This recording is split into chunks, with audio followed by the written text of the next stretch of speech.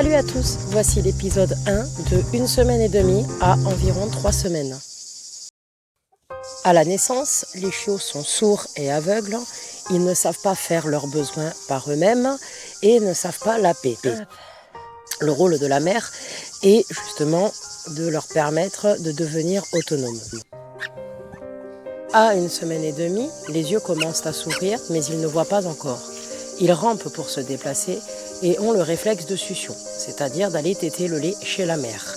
Ils ne font pas encore leurs besoins par eux-mêmes et ça ne saurait tarder. Il faut quand même rester vigilant afin d'éviter une occlusion intestinale ou des problèmes rénaux. Ils dorment beaucoup, en tas, pour sentir le contact rassurant de la fratrie et rester au chaud, car le corps ne régule pas encore tout à fait la température. Il est très important de faire attention au réveil du chiot. Pour éviter des réactions de peur ou d'agressivité plus tard, il faut toujours réveiller un chiot de la manière la plus naturelle possible. La maman, par exemple, va les lécher, tout doucement d'abord et puis de plus en plus rapidement une fois qu'il est réveillé. N'ayant pas de maman, il a fallu que je mette en place le réveil naturel, que je vais donc vous présenter. Le chiot perçoit le monde par la truffe, donc je me sers de sa truffe pour le réveiller.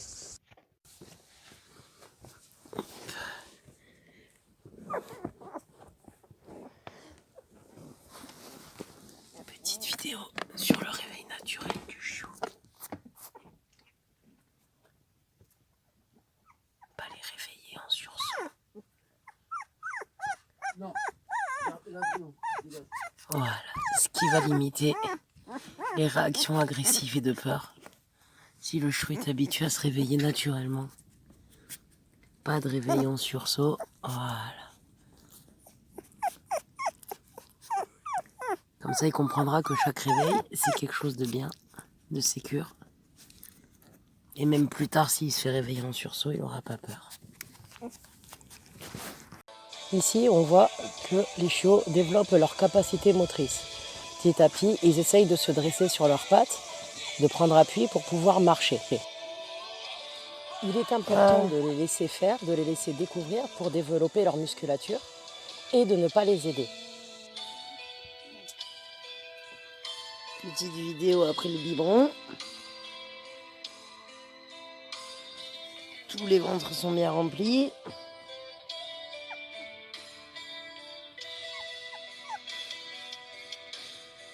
Là, ça travaille un peu les muscles. Important que je les aide pas.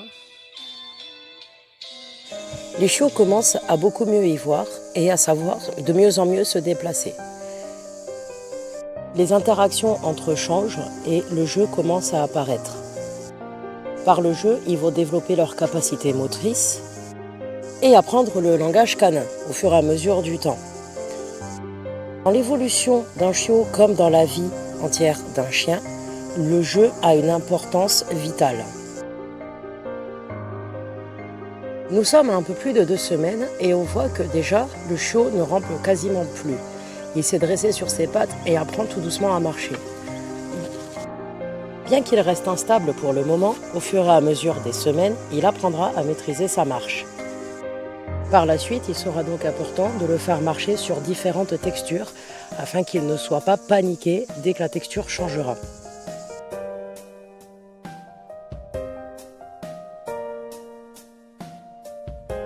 Un peu avant leurs 3 semaines, ils découvrent le lapage. La découverte se fait par tout leur corps et par tout leur sens. Donc effectivement, le chiot se baigne dedans, trempe la truffe, car c'est un art pas encore maîtrisé. Il faudra encore quelques jours pour que ça devienne un réflexe chez le chiot. À ce stade, nous continuons à les nourrir au biberon, mais à chaque repas, une gamelle de lait sera mise à leur disposition pour qu'ils fassent leur découverte.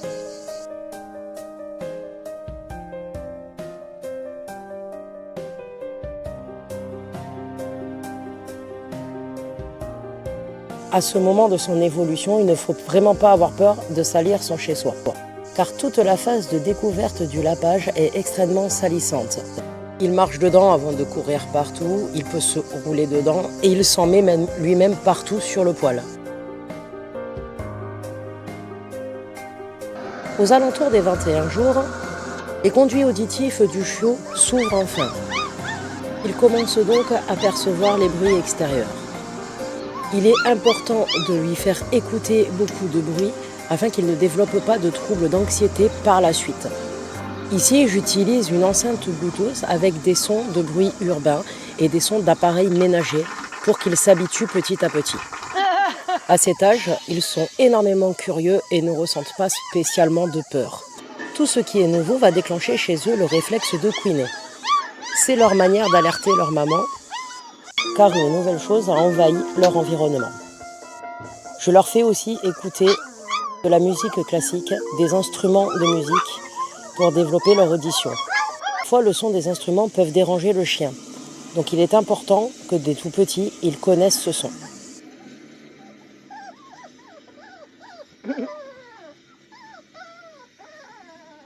Je termine sur le rituel du bain, car n'ayant pas eu de maman, il fallait quand même bien les nettoyer, sans développer chez eux la peur de l'eau.